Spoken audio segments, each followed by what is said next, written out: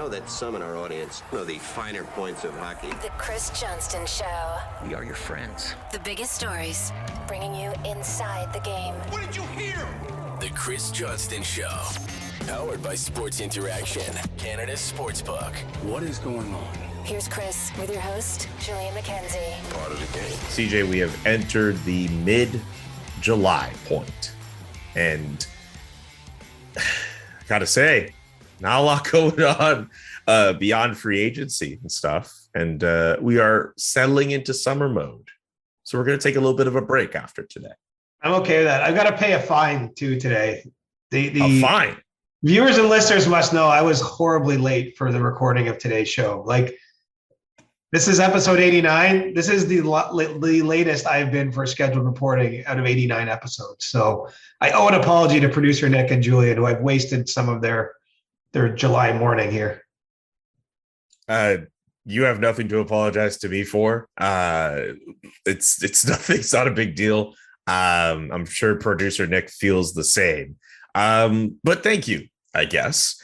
I'll tell you this much. Look, I'm chilling. I am ready for like just the rest of this month to come in and then to just continue just hanging out and just not thinking about hockey, not thinking about sports. So I wasn't even really tripping that you were late. I was just like, man, I'm a little surprised you even have a voice, because I saw your social content from that Rage concert on the weekend, and I expected you to show up for the show with no ability to speak. Nah. I had to come through because, I went on the Friday night, and then on the Saturday, I drove back to Ottawa. On the Sunday, I had to be back home because my church that I go to, Union United Church, we had our scholarship Sunday, and we had to give out some scholarships and bursaries to young youth who were going to universities and CJs and all that. We were giving them scholarships. So I had to be on my best behavior for that. So that's why my voice is back. That's good. I mean, were you doing like the tea, the honey? How did you maintain those vocal cords? A lot of water, a lot of hydration, a lot of food, just to keep myself going. Right. I didn't go too crazy. And I think I didn't sing along to every song too. So like, that also helped as well. That because normally I'll go in on every song if it's a band I really like. But Rage Against the Machine, I really like them. But I was like, you know what? I can use my energy in different ways. Very wise beyond your years. So you're a big rager yourself, right? I showed you a video from the concert. You're like 18-year-old me would be super jealous. Oh yeah, I mean definitely late high school, early moving to Toronto for university times. I listened to a ton of Rage Against the Machine. I never actually saw them in concert, but that was my jam and my speed. I have to be honest, there's not a band. It's not like they're on my regular playlist now, but if I had known they were in Ottawa, or if it would have been more convenient for me to go there, I would absolutely have gone to that concert and probably loved every second of it. I'm trying to think because they were in Quebec City over the weekend after Ottawa. I saw some shirt that said there were supposed to be tour dates in Toronto and Hamilton, but I don't remember if those already happened or if they're coming. So there may be a chance for you to, if you're still going to be in the country, for you to relive your teenage days. Yeah, well, that's a great thing about music, right? Is you find a song or a band, whatever it is, and it can take you back to a moment in time. Like that's that kind of band for me. It's something my buddies and I would listen to when we were at that kind of age where I spent a ton of time with my buddies, and yeah, what a great band. It looked like a great time. It looked like there was actually a few people I knew at that show, like random people. JD Bunkus was down there.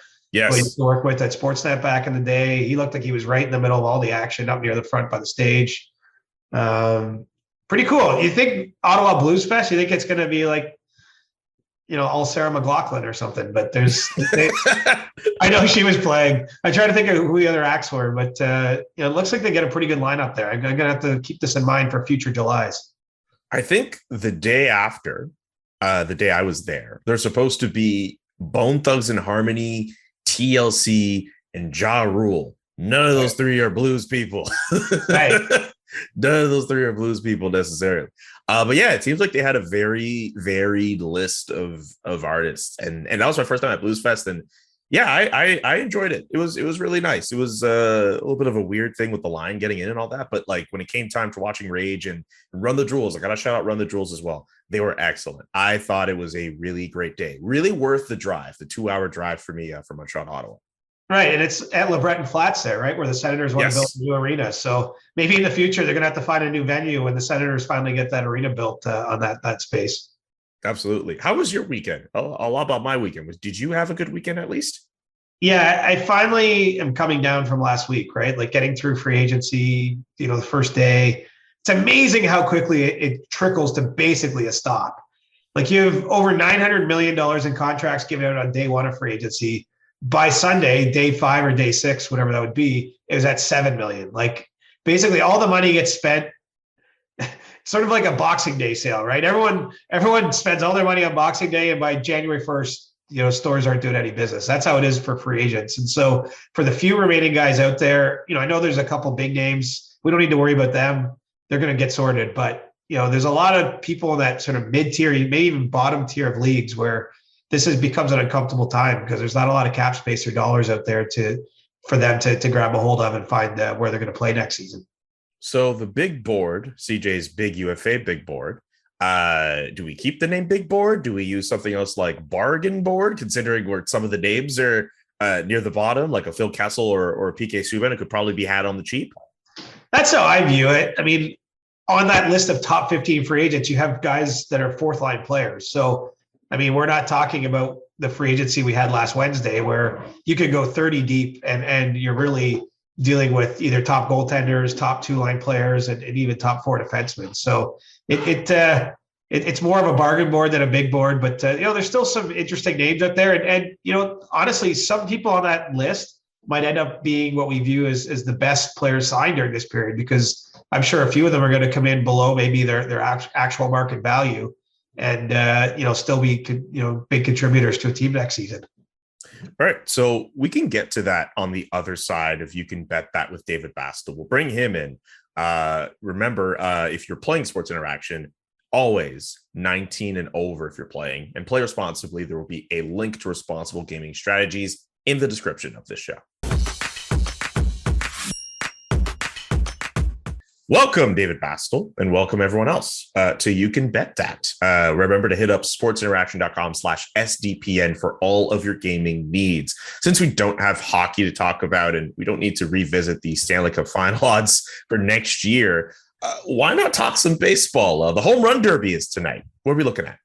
Yeah, you know what? And just from a sports perspective too, guys, I think you guys might agree. This might be the slowest week of the year in sports. So when you throw out derby odds and matchups and who's going to hit the longest home run tonight, yeah, it's just kind of telling you there's not much going on out there. So Pete Alonso right now, the New York Mets, is the favorite at Sports Interaction to win this event. No Blue Jays involved at all, guys. I guess the sentimental favorite would be Albert Pujols, who is probably in his last home run competition, all-star game, everything, because that guy's next ticket is into the Hall of Fame. But I don't know about you guys, but what kind of interest do you guys, CJ, have in this sort of thing, considering the calendar is kind of quiet right now? And for me, it's kind of a Netflix night. Oh, man. I always watch the Home Run Derby. It's like I've been watching it since I was a kid. And I know that for some, maybe it's gotten a bit tired. They've sort of played with the way it works, the dynamic, but I personally love it. I wish Vladimir Guerrero Jr. was in it. I remember when he was in a couple years ago and how cool that was to see him smacking dingers. But I won't be missing this. No Netflix for me. Yeah, I'm going to pay attention. I don't have to worry about some other sport being on. Yep. I can chill at home and watch it on my TV in my living room and see if a guy like Pete Alonso, I got to give a hat tip to producer Nick for this one. I think if he wins this year, it'll be the third year in a row, he would tie Ken Griffey, who's the last guy to do it. That's incredible.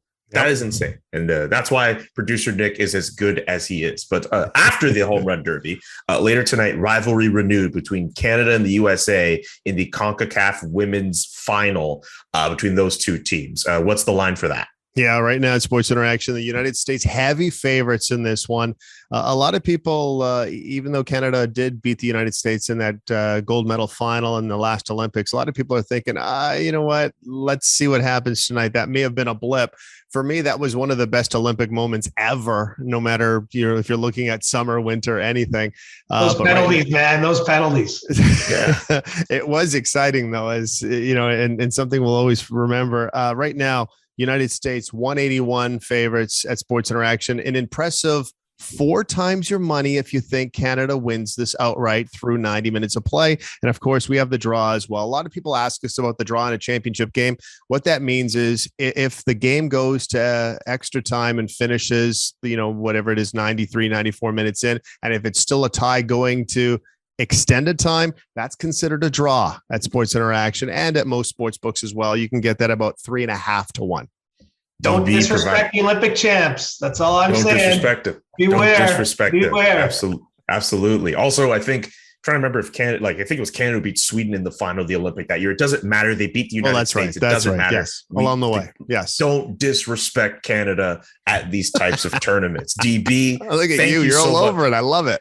Look, come on. We got to support as Canadians here. Yes. DB, thank you so much for joining us on You Can Bet That. Thank you for doing this throughout your time on this first season of the CJ Show. We really appreciate you, buddy. And of course, don't forget to check out sportsinteraction.com/SDPN for all the best odds. Before game, in game, best props, sportsinteraction.com/SDPN. DB, we will see you when we see you. Sounds good, guys. Take care. If you go on the North Star Bets website right now, you will find yet another edition of the CJ Big Board available, or as we've called it now, the Bargain Board. The Bargain Board, rebranded just for this last installment. Yeah. As of this recording, Nazem Kadri is atop the list. John Klingberg is second. Patrice Bergeron is third. Nino Niederreiter fourth. Phil Kessel is there at 5. David Krejci is there at 6. Paul Stastny is also in the top 10. Evan Rodriguez, Sonny Milano, Danton Heinen. You can kind of tell where the quality of players and names kind of falls off in that top 10. Well, you go from a guy like Kadri, who was going to get $7 million, maybe even north of that. We'll see where he falls. Down to some of those players are going to sign contracts for less than $2 million a year. So that just shows you the quality drop off. It's no disrespect to the $2 million players. Lots of good teams need those players to win a Stanley Cup or to be part of their team. But we've lost kind of the star power. I mean, frankly, almost everybody in what we did the top 30 a day before the free agency drop, almost all those players signed on the first day. And so Kadri and John Klingberg to me jump out as the two maybe biggest surprises not to have found new homes at this point. I think Nino Niederreiter's in a similar type of case, although he's another tier below. With Bergeron and Krejci and these other players, I think that there's some specific circumstances there just around their own decisions to come back that have dictated this. But Kadri, I think, was 1 or 2 pretty much every time I did this, and so for him not to be signed, almost a week into free agency is I'd say a bit of a surprise. So where does a guy like Nazem Kadri go? I thought Detroit would have made sense, but they get Andrew Copp. The Rangers could have made sense. They get Vinny Trocheck. You mentioned Anaheim could have been a destination. They ended up signing Ryan Strome. Is it Colorado, or is there someone else who could get him? I think Calgary's at least kicked tires there. But, the Flames, despite not, getting Johnny Gaudreau back, don't have unlimited cap space. And Kadri already did turn down a trade there 3 years ago from the Toronto Maple Leafs. So I'm not sure that they're a huge desired destination for him. I think the longer it goes, the more it points to a return to Colorado. That actually is probably a happy outcome for Nazem Kadri. I think that's what he sort of wanted all along. But it was just unclear if they would be able to sort of get a contract in the range that he'd be happy with. Now I don't see many. There's not a lot of dance partners out there. That teams have either filled those spots with the guys you mentioned, or they've just spent money elsewhere and don't have the sort of dollars needed to bring in Nazem Kadri. So there could be a surprise team out there, but I think more likely than not, we're looking at someone returning to the Avalanche. And so, what needs to happen is Colorado needs to trade a player to create the cap space in order to make this happen. And so, maybe it goes on a little bit longer while they try to negotiate that type of move. They have the ability from a functional standpoint, they can actually sign them and be over the cap. Teams are allowed to be 10% over the cap in the summer. But, that does maybe hamstring them in terms of making that deal and getting good value back. And so I think that's part of the dynamic I sense that's going on here. And I suppose that the longer it goes on, maybe someone else enters a bidding, maybe someone else dumps a player and creates a cap room needed. But I would say at this stage that he's most likely going to remain with the Avalanche. And I think he'll be happy with that. It's just about, finding a compromise on the contract that works for both sides. Okay, so what about John Klingberg, who's number 2 on your list? What about his situation? It feels as if he's wanted out of Dallas for the longest while. Well, he did, because I think attached to the contract, like in the season, there was maybe a soft trade request, if not an outright trade request. But at that point, I think he was frustrated at the lack of, discussion around an extension. Quite honestly, I still think there's a chance he ends up back with the Stars now, because I don't see the dance partners for him. Carolina was a rumored destination. They went out and traded for Brent Burns. I mean, they don't have a need for John Klingberg now. I thought Seattle could be a team in on him. They signed Justin Schultz, who isn't maybe at the level of John Klingberg, but he is a right shot defenseman, moves the puck, does a lot of the same sort of things skill set wise. And so, that might have blocked off that door for Klingberg. One thing he had been hoping for was to get a maximum length contract, 7 years. I'm pretty confident now that that's off the table. I just don't see, there's no bidding war going on. You know what I mean? For the same reasons. There's just not cap space. Those teams have gone in other directions. And, at a certain point, Klingberg's can't re-engage with Dallas. So, maybe after everything, he'll sign another deal there and stay there. And I don't think for him, that's the worst thing in the world either. He was a little bit offended maybe earlier in the season that they didn't prioritize him enough, but you got to bury those emotions when it gets to the business part of this moment where you're making the decision. And it's still a place he likes to live. It's a team he likes to play on. And after testing the open market, maybe he ends right back where he started too. Nino Niederreiter at 4. The fact that he's still available, a guy who can put the puck in the net, that's pretty interesting to me. What's your read on Nino's situation? Yeah, you're going to sense the theme here, because I think there's a world now where he ends up back in Carolina. I'll cut to the chase. But for him, it was definitely a priority to test the open market. Like the Hurricanes wanted to engage with him earlier before free agency opened, and I think his camp sort of politely said, "Look, I just want to see what's out there for me, where the contracts might be." I mean, there's one thing about Carolina, and I sung their praises on the last episode. Like I think that they are as well run as any team, but they don't overpay. They're comfortable letting their guys go see the market. I mean, even Don Waddell, I don't know if you remember this, when the Minnesota GM job was opening, they let Don Waddell, as the GM of the Hurricanes, go interview in Minnesota to see what else was out there. And ultimately he stayed. But I think that they're comfortable, letting their people gauge the market. And if they don't find what they're looking for, bringing them back. And so that's what I think has happened here. But I'm with you. He's only 29 years old. So, if as long as the term is not crazy, you're buying a comfortable part of his career. And he scored 24 goals last year, back-to-back 20-goal seasons. He's a nice complementary player, even at the high end of complementary. Like I think some teams could absolutely use him in the top 6 and be comfortable with him there. But it hasn't materialized. And so 3 of our biggest names on the board, my conclusion is essentially they've got out in the market. Either they just lost the game of musical chairs and teams have made other decisions, or they haven't found what they were hoping to get and might decide that the grass isn't greener and go back to where they were bid all along. And so what a weird free agency year. Even the fact that like Evgeny Malkin, Philip Forsberg, I mean, these always got very close to testing the market before ultimately staying where we thought they would be all along.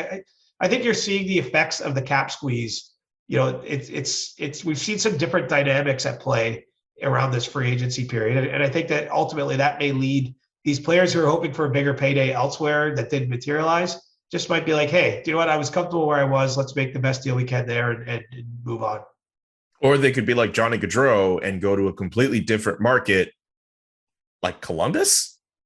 Yeah, there was a lot of talk about that. I mean, I defended Columbus as much as I felt last Thursday. Well deserved. Some of the level of conversation around this is getting crazy. Like, we have to respect players have rights. I mean, the way you and I, Julian, I don't know if you have contracts at your jobs, but as long as you're within the bounds of your contracts, you have the right to go work somewhere else if you want. It's no different here. It's just emotions are at play. I get, fans can be mad. I get that. But some of the media coverage around Gaudreau's decision to leave Calgary has been over the top. Now, I guess you might argue, why did he wait until the night before to make that decision? I think he used the time available to him. And, I'm sure ideally the Flames would have liked to have known on May 20th that he wasn't coming back. But, I truly believe, I don't think he strung them along. I think it took that long to make a decision. And I could tell you, even last August, where I made some job changes and I had a lot of different balls in the air, sometimes you need to go right to the end to be sure you're comfortable with your own choice. And so, of course, some feelings get hurt in that process a little bit, but, look, the guy did what was best for him and his family. That's good enough for me. I think Calgary will be all right too in time. Like they're going to have more flexibility and freedom now. Maybe this leads them to a good place too. But no one saw that Columbus thing coming. But the more I've thought about it, the more sense it makes for Gaudreau, and let's all just move on. Yeah, some people won't. I mean, did you see that? So there was a CBC anchor, I think his name is Andrew Brown, who said, who made some snide comment about Johnny Gaudreau leaving for less money. He said, like, I'll be back on tomorrow unless some I get a better offer from a news station in Columbus. Yeah, and the news offer. I think he said, unless I get an offer to take less money or something like that. And a station in Columbus, I believe Fox 28 Columbus, actually picked him up on that and offered this like check that just wrote like way less money on it. They did a great bit. See, that I'm okay with. Even the original, I thought that was funny. It was delivered dryly. It wasn't. There's no personal aspect to it. You can have fun with it. I just think some of the people are backstabbing the team. It's like, come on, these teams. And this is not directed at the Flames. It's just the teams will do what's in their best interest when they have the chance. They'll trade players that don't want to be traded. They'll, exert leverage where they have it. Johnny Gaudreau had leverage, and he had the ability to make his decision. He had to play in the league for at least 7 years before being able to get that leverage. Good on him in a sense. He's got to do what's best for him. Yeah, I think you have it right. You have to do what's best for yourself. I think Johnny Gaudreau exercising his right as a free agent, totally within his rights to do. I think Flames fans have every right to feel bad and sad about it because this was a player who played for them for a long time and it was a huge reason why they were successful. But they ultimately have to understand that he did ultimately what he felt was best for him. I think you can be sad about it as a Flames fan, but you don't need to get to a point where like the dude is backstabbing you. He's exercising his right. And you can boo him when he plays there. Like I'm all for that. Like that's fine. Like you've paid your money for the ticket. You've invested in the team. Like I'm not scolding anyone. Just be like, oh, you should just be fine with this as a Flames fan. I'm even fine. And I was in Long Island when John Tavares went back there the first time, and it actually got borderline. It got on the edge of like whether it was right. Like people were throwing toy snakes on the ice and driving over his jersey in the parking lot and stuff, like where they were tailgating. Like it probably got as close to the line to maybe being a little bit over. But even I was fine with that. But look what happened to the Islanders, right? It's not as predicted. Like they went and played in 2 conference finals after John Tavares left. And so that's kind of my view on the Flames here is look, there's no clear path forward. They're facing a huge deadline, July 22nd, with Matthew Tkachuk when he could take his qualifying offer or maybe try to extend him.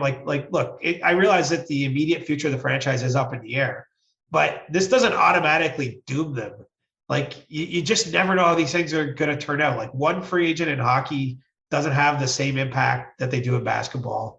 It doesn't mean that Columbus is all of a sudden going to surge to the playoffs next year, and it doesn't mean that Calgary is going to fall to the bottom of the league. So that's kind of where I'm getting at. I don't think this has to get quite as personal with the media covering it.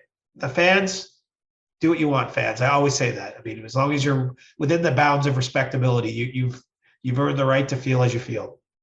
NorthStarBets.ca is where you can find all of the names listed on CJ's big board. And you mentioned Matthew Tkachuk. I think now's a great time to transition over to his situation as we go through some news and notes. He is not filing for arbitration. I believe there was like a qualifying offer of $9 million. Can you just explain this for fans who see this and they're wondering, well, what does that mean for Tkachuk in his situation in Calgary? Right. So as of Sunday, there was a deadline where players could file for arbitration that were eligible.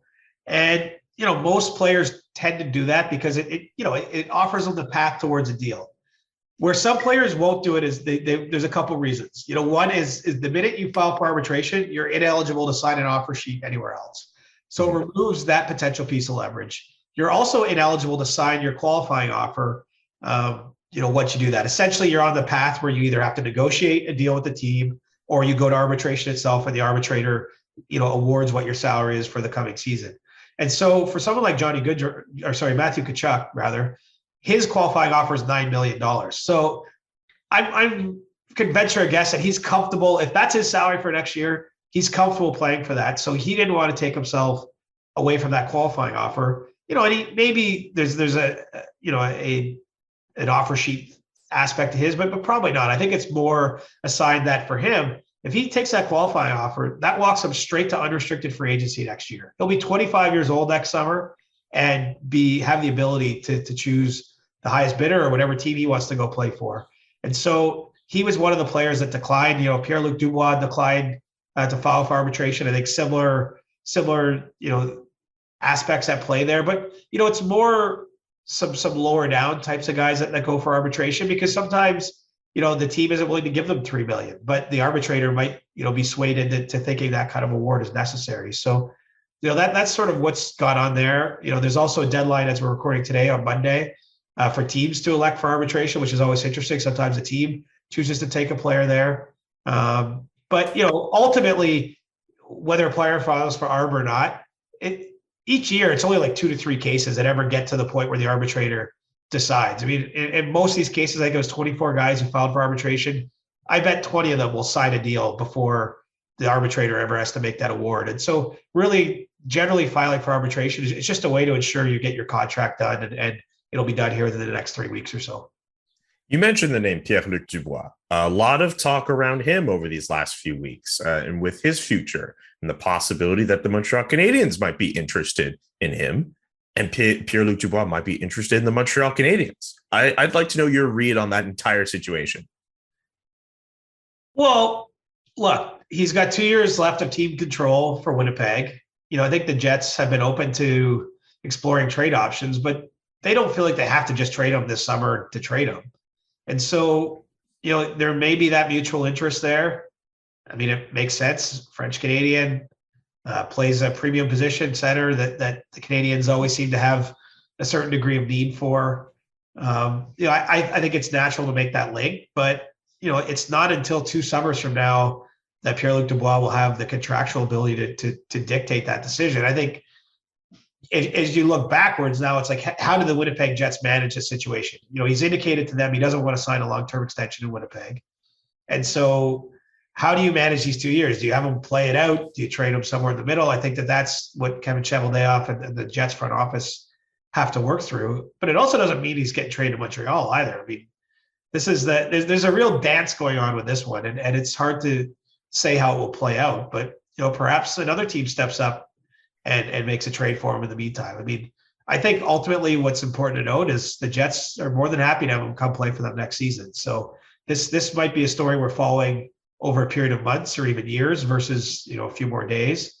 But, it makes sense to connect Dubois and the Canadians, but who knows if it'll ever happen. I mean, 2 years is an eternity in pro sports. And that's, it's not till 2024 in July that he can be eligible to choose his next destination completely on his own. And so now we just sort of get the popcorn ready and watch how these 2 years play out because, I'm not clear this time where they're at. Other than that, I don't think the Jets feel pressure to make that move today. I think that they're more than happy to have him back next year if there's not a good enough trade return in the meantime. It feels like Dubois is like the Canadiens' white whale because there's been rumors about him being in the eyes of the Canadiens since like 2016. Like there was a rumor going around that like they were looking to offload PK Subban for Pierre-Luc Dubois at one point. That's like some of the going rumors back in my market. Like it's just this not infatuation with this player, but it is interesting that like over the last like 6 years or so, this has just kind of gone on and the rumors have sprung up again with this player. Well, it makes sense, right? Like I don't think any team likes having sort of a homegrown talent go somewhere else, especially when he plays a position where you have a need. Like it's almost a perfect storm, right? If we go back to 2016 and you had Carey Price in that, let's say it was a French Canadian goaltender, it probably wouldn't be the same conversation because you had Carey Price. So of course you weren't wondering about that. But here you've had a center, and look, he's been traded once. He was unhappy in Columbus before getting traded to Winnipeg. And so there's been an ability, at least for the Canadians, to dream about that dream. You're now in a new front office, though, by and large. So, that maybe changes things somewhat. But yeah, maybe there is a white whale aspect. I think it happens from time to time, though. Like we've been talking about Arizona wanting a certain player that was born in their backyard.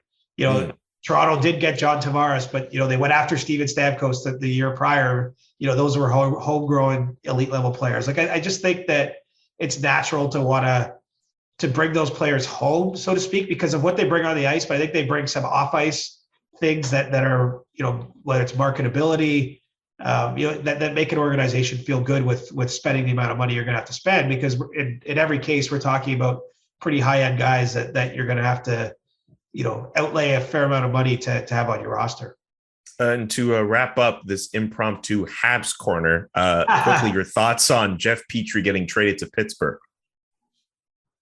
Well, interesting, right? Mike Matheson goes back, former client of Kent Hughes. So we always make the Kyle Dubas connections with the Sault Ste. Marie. Well, let's start charting former Kent Hughes clients that end up in Montreal. I think it's a good deal for the Canadians in the sense that, with Petry, they tried to honor his trade request. It was not going to be easy to move out that salary just because he had a tough year last year. If you were making this trade a year prior, it's a totally different conversation. But, trading that much salary while not retaining any salary, when a guy's, on the bad end of 30 and all the things that might give other teams pause is not easy. I think they did well here. Matheson's 7 years younger than Petry. And, they did get out from under that weight. And they also honored a player that's, gave Montreal a ton of good years. I mean, the fact that they got Jeff Petry at a trade deadline at that point in time, he was basically a rental and managed to sign him to two different contract extensions, had a lot of success with them. I think they did right by the player, but they also made a move organizationally that makes sense. And we'll see, with Matheson, I think is a top 4 option for them. So that's beneficial. He's younger and there is that personal connection. So there's a comfort level there for management. We continue with Canadian markets. It seems as if most of these news and notes I have here are Canadian team related. I want to talk about the Ottawa Senators and the latest news with them. Just their offseason, they continue to do some stuff. Josh Norris signing an 8-year extension worth $63.6 million. Good move, bad move, a move. Well, he's earned it, man. Like if you look at the comparables, the numbers line up. I think that this does underscore, though, the challenges Ottawa's under. And we see this with other teams, but so they've drafted, or in the case of Josh Norris, traded for, these prospects, and they've got this young group that everyone likes. Problem is you got to start paying them that money so early in their career, and the team hasn't yet got off the ground, right? Like they haven't got to where they've had much success yet as a group. And now you're already into giving these, they gave, Brady Tkachuk a big deal. Now Josh Norris gets a big deal. Now the hope, of course, if you're in Ottawa's front office, is the cap's going up by 2024, 2025. You're going to get some extra breathing room that way. But the challenge of building a great team around these young, talented players gets a little tougher. But, I can't criticize the deal. I think that, that's basically the sort of market he's looking at. Now, the choice was, do you try to sign him shorter term or do you go the max length deal? They've chosen the latter. And, I think basically they bought the best years of his career at basically $8 million a year or a little bit less. And so organizationally, you look at that, he'll probably deliver value on that over those best years of his career. He's probably going to be tradable if you need to at some point in time because he's delivering value on his contract. And so I think for Ottawa, it's a good news story to get another young player who wants to stay there and wants to commit that term. He and Brady Tkachuk happen to be good friends. Brady signed a long-term deal. Thomas Chabot signed a long-term deal a few years ago. I think that they're turning the corner in Ottawa, but the time has come to win. And unfortunately, even as great as I think we all can commend them on the summer they had, I think Pierre Dorian's did a nice job of taking some big swings for that team. It's in the Atlantic Division, it's just going to be tough to crawl up to a playoff position. And that's kind of the next goal, because once you're paying these guys, you got to be getting that kind of value back. And they still need a defenseman too. Pierre Dorian's work this offseason is not done. Yeah, there's no gone fishing sign on his office. He's still in there grinding, I bet. For sure. Let's go to the Leafs. Pierre Engvall re-upping, and Calle Yarncroc, or as Marshawn Lynch once called him, the boy Calle, or boy Calle. I forget. Yeah, whatever. Boy Calle. I think it was boy Calle, not boy Calle. I think both could work, but boy Calle is probably what it is. Thoughts on what the Leafs have done the last few days? Well, it feels like there's another shoe to drop. That's my biggest takeaway is signing Yarncroc for 4 years. That's a different sort of contract than Kyle Dubas has given out too. Like if you look at every other deal given to a skater, so I'm not counting getting Matt Murray in, who has 2 years left, but it was all 1 year deals. Everyone from Jordy Ben to Victor Mete to Nicholas Aubé-Kubel, Adam Gaudette, even Pierre Engvall gets a 1 year deal. I mean, the Leafs are clearly not wanting to tie up money too deep, because, after 2 more seasons, you're going to be getting into the territory where Nylander needs a new deal. Some guy named Austin Matthews is going to have an extension kicking in at that point in time. And so I think you don't want to hamstring yourself. I think that's informed a lot of the Leafs offseason. So, but it was notable to me that Yarncroc got 4 years, because he's the only player signed 3 years from now, other than John Tavares, Mitch Marner, and Morgan Riley. Very clearly, in the case of those 3 guys, core members of this team, it sort of signals that Yarncroc is, probably adjacent to the core. He's a $2.1 million player. He's not in the same conversation as those players I mentioned, but, they tells you how much they like him. I know that he spoke with the Winnipeg Jets, for example, on a 4-year deal. Did Yarncroc? I believe there's some interest maybe in returning to Seattle. That didn't materialize, but he had a lot of different options.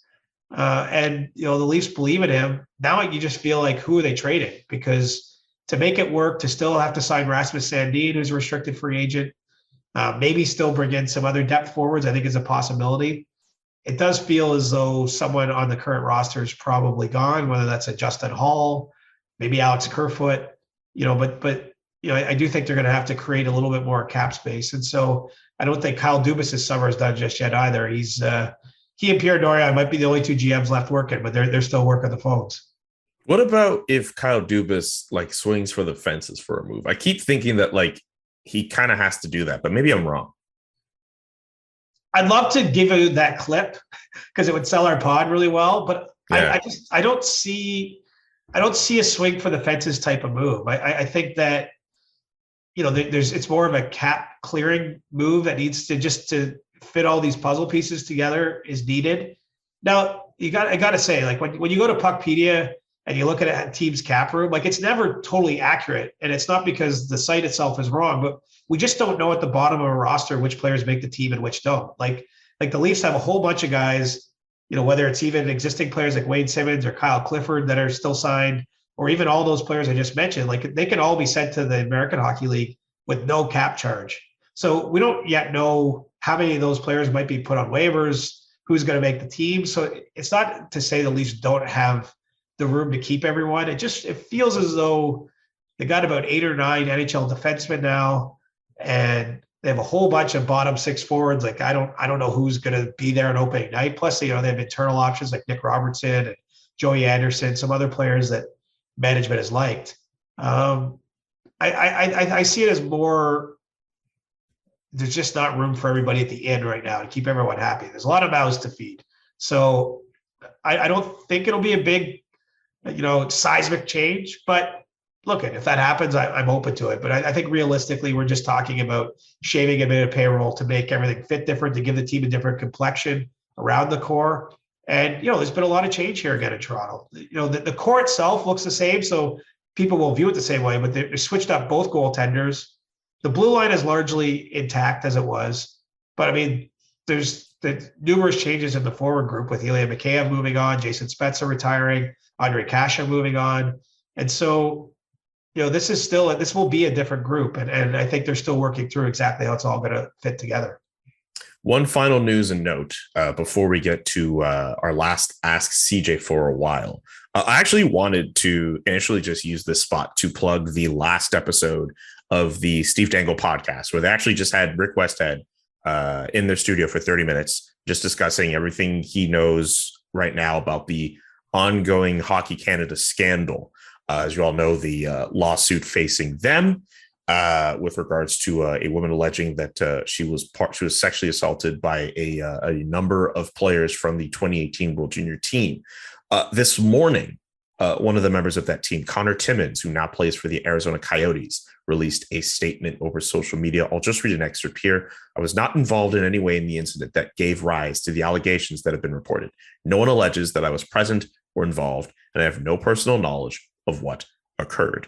And what's happening now is people are starting to, people have been kind of already been doing this to this point, but we're starting to have a better sense of who has spoken out and said that they were not involved. There are at least 6 players who have said that they were not involved or said they didn't have any knowledge, or have at least put out some kind of statement denouncing themselves from what had happened. My general thought on this is just that we're going to get to a point where, whether by process of elimination or if someone says something during the reopened investigation, where we're going to figure out who the names of these players are. That's my belief. It would appear that way. I think there's pressure now on someone like Connor Timmins, for example, who says he wasn't involved. If you weren't involved, you end up with some guilt by association until you put out those kind of statements. So, I think that's the dynamic of what you're seeing. The fact that everyone's going to have to participate in a further investigation, I think that given the fact that this was initially sort of kept hush hush, I think there's going to be a fair amount of pressure to, release results of the investigation to a certain degree. And ultimately there might be some penalties for, the individuals involved. And so I don't know how it's all going to unfold, Julian, in terms of when we find out, but the walls are closing in a little bit here. And clearly the players that didn't have any involvement, I can understand why they would want to clear their name, because there's a huge cloud now over this entire team. A lot of people went and looked back at the roster and are wondering, hey, what's this person? And so I would expect that Connor Timmins won't be the last player to put out that kind of statement. Exactly. And again, we will continue to follow the story as it goes on. And I recommend to everyone else, please check out the episode that the Steve Dangle podcast just put out with Rick Westhead. It's only 30 minutes, I think a little less at that too. And it is absolutely worth your time. And with that, it is time for us to get to Ask CJ. We will do, this is the last time we're doing this for a while. We may have that summer episode, late summer episode coming for you sometime soon. But as you know, we're going to go on a little bit of a break. So this is the last opportunity for people to get their questions in before we take some time off. I think we might have 2 more summer episodes. We're just done with the regular scheduled program, and we're just going to drop a couple there. So I hope you're still subscribed to whatever podcatcher you use to when we just drop a show in the middle of summer at some point. It's like think of the Lucy's we're going to drop as Lucy's, or like breadcrumbs. Right. But it's going to be out of nowhere. It's just going to be like a Tuesday in August. And we're like, bam, we're back. The Chris Johnston Show is back. Now our next partner is a pretty cool product. Let's talk about Athletic Greens. If you're looking to get better gut health, more energy, or a stronger immune system in a really easy, natural way, you've got to check out Athletic Greens. I'm sure you all agree that most of us are not fans of having to take a bunch of pills or vitamins in the morning. But with Athletic Greens, you can get rid of all of those extra vitamin bottles and finally make room in your cabinet. Athletic Greens is an all-in-one solution that actually tastes good. You'll really enjoy getting in your daily vitamins. So what is it with this stuff? With one delicious scoop of Athletic Greens, you're absorbing 75 high-quality vitamins, minerals, whole food source superfoods, probiotics, and adaptogens to help start your day right. This special blend of ingredients supports your gut health, your nervous system, your immune system, your energy, recovery, focus, and aging. It's lifestyle friendly, whether you eat keto, paleo, vegan, dairy-free, or gluten-free, and it contains less than 1 gram of sugar. No GMOs, no nasty chemicals, or artificial anything, while still tasting good. Right now, it's time to reclaim your health and arm your immune system with convenient daily nutrition, especially heading into the flu and cold season. It's just 1 scoop in a cup of water every day. That's it. No need for a million pills and supplements. None of that stuff. All that to look out for your health. To make it easy, Athletic Greens is going to give you a free 1-year supply of immune-supporting vitamin D and 5, count them 5, free travel packs with your first purchase. All you have to do is visit athleticgreens.com/Johnston. That is athleticgreens.com/Johnston. It's CJ's last name to take ownership over your health and pick up the ultimate daily nutritional insurance. Let's get to this first question here for the Ask CJ segment of our show.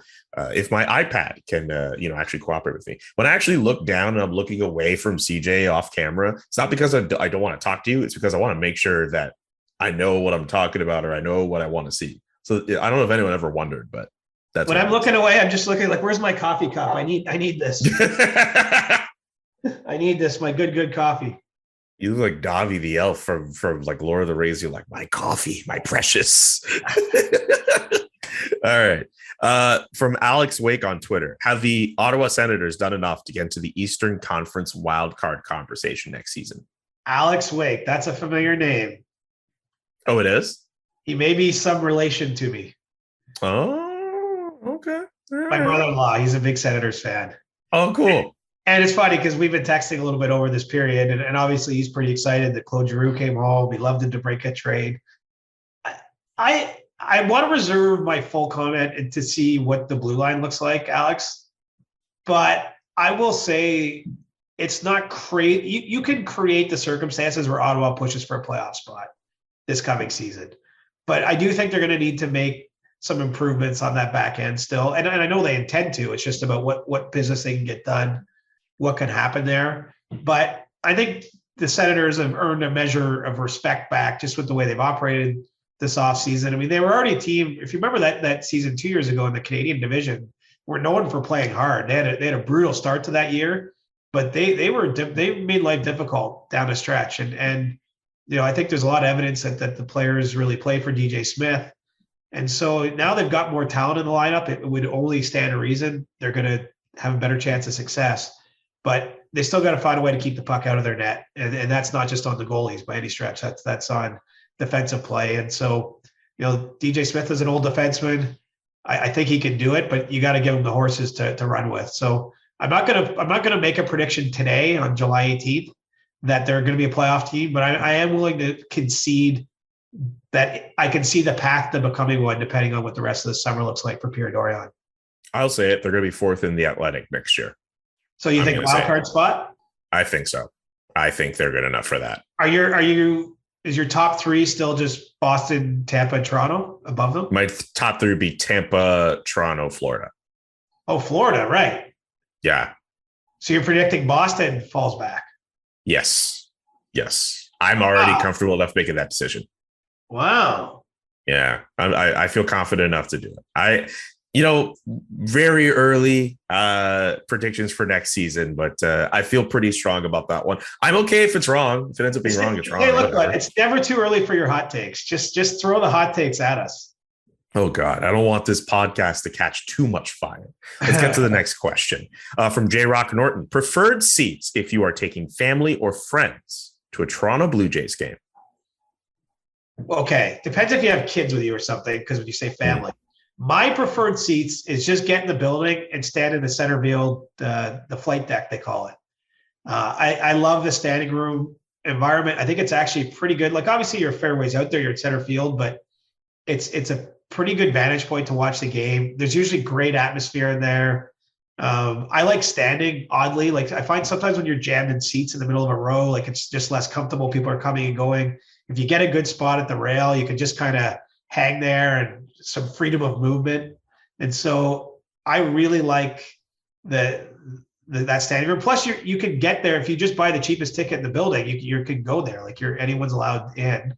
Beyond that, if you want to splash out, I mean, anywhere kind of behind the dugout, behind home plate is pretty cool too.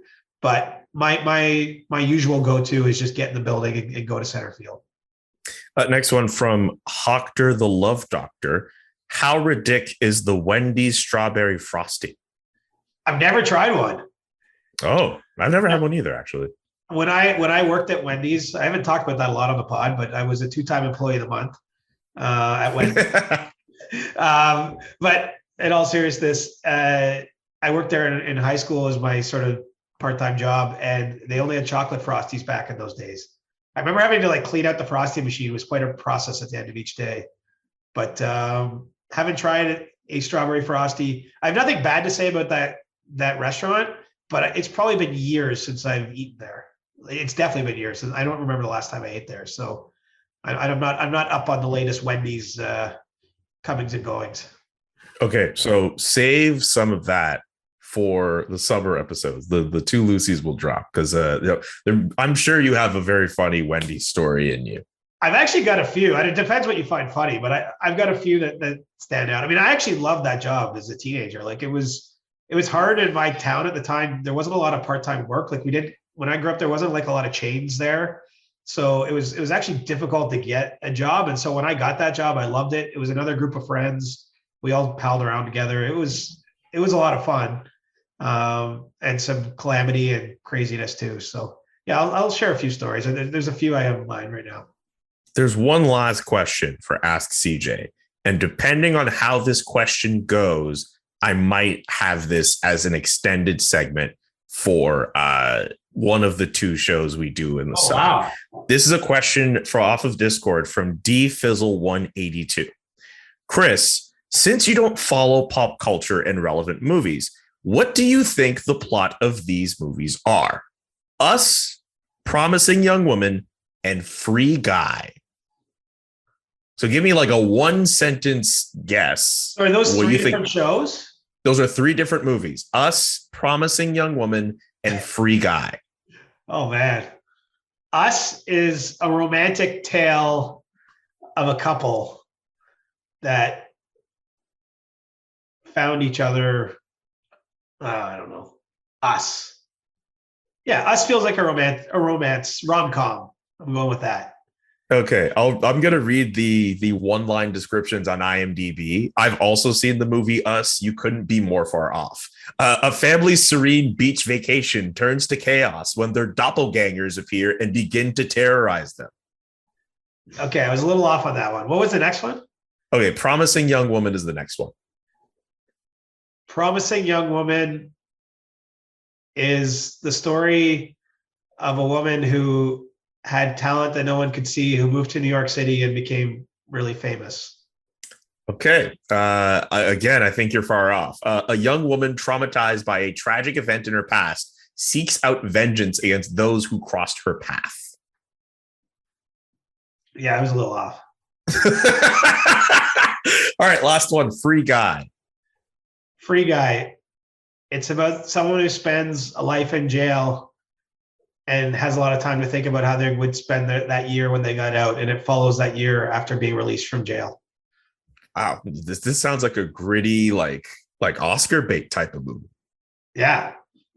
I got to say, you are once again incorrect. A bank teller discovers that he's actually an NPC, a non-playable character, inside a brutal open world video game. Ryan Reynolds is in this movie. Wow. Good Canadian boy. Yeah. Pretty good Canadian boy. All right. I liked how that went down. Let us know in the comment section if you like that segment too. I think we're going to bring this back definitely in some form for the summer episodes because that was hilarious. It's like a game of Balderdash or something. You know what I mean? You're trying to like come up with the definition. What is Balderdash? Oh, it's a fun game where you get crazy words and you got to come up with a definition that's plausible, and then everyone votes if it's the real definition or not. Anyway, it's sort of like that. It's like you're trying to come up with a plot for a movie. It's hard based on a title. That is true. But you did it. You found a way to guess for all 3, even if you weren't necessarily close to all 3. But hey, that's the fun of Ask CJ. We get random hockey questions, but also random pop culture fun questions. And you do your best with them. Absolutely. Exactly. And with that, that's going to do it for the CJ show until we come back, whenever we come back. CJ, we the regular programming of shows has been completed. How do you feel? You excited? You happy? You content? 89 of these bad boys? Yeah, Alex McGillney, nice tour around the NHL. That was pretty fun. Yeah, I'm excited. I'm excited that we're coming back. Like I think that's why there's not like any negative emotion tied to this. There's no like wistfulness. It's more just, I think everybody needs a break from time to time. I was actually walking the other day down the street in Toronto, and a guy like points to me. He's like, "Hey, I love the pod." And I just thought how cool that is. Like we kind of created something from nothing, and to the point you can just be strolling on a random night and a stranger's, likes what we're doing. So I appreciate all the strangers out there. I appreciate all the friends out there that have been downloading and listening to our episodes, that have liked our content, that are supporting us and are giving us a reason to keep getting to 90 episodes and beyond. And we're going to be back and better than ever in September full time. And in the meantime, there'll be two sort of mystery episodes that are still to come. We're workshopping some ideas, but I think it's gonna be a good summer now, and be ready to go at it again in September. Sounds like a plan. And thank you to everyone. Again, just echoing CJ's sentiments. Thank you to everyone who's watched, listened to this episode, just all of our episodes, and just enjoying our show. It is a pleasure to do these episodes every week. And it's great to know that people are fans of this show. It means the world to both of us and producer Nick. And thank you to producer Nick for all the work that he's done as our producer of this show. Jesse Blake started off as our producer, but then he had other things to do. We're kidding. We love producer Jesse, obviously. He does great stuff with the SDP and for the SDPN. But we just love the fact that we have Nick just working full time with us too. So yeah, dude, everybody on the show, everyone at the SDPN, everyone who watches, follows the SDPN, bigger and better things are coming. CG, do you have any other final words before we wrap up? No, it's been surreal, bud. It's been so much fun. Thanks to you for being a great partner. And we had a lot of fun this year. Honestly, like that's my only thought. Like this, it's a job technically, but it doesn't feel like work. And so that's I think the best thing I can say about what this first year of experience has been like. And I just hope we can keep that energy going into season 2. Through 89 episodes, I can also confirm this has never felt like a job. And it is an absolute pleasure and an honor to host the show and work with someone like yourself, CJ. Thank you so much. And for CJ, I'm Julian. So long. We'll be back later in the summer, and it'll be fun. I promise you that. Yeah! The Chris Johnston Show.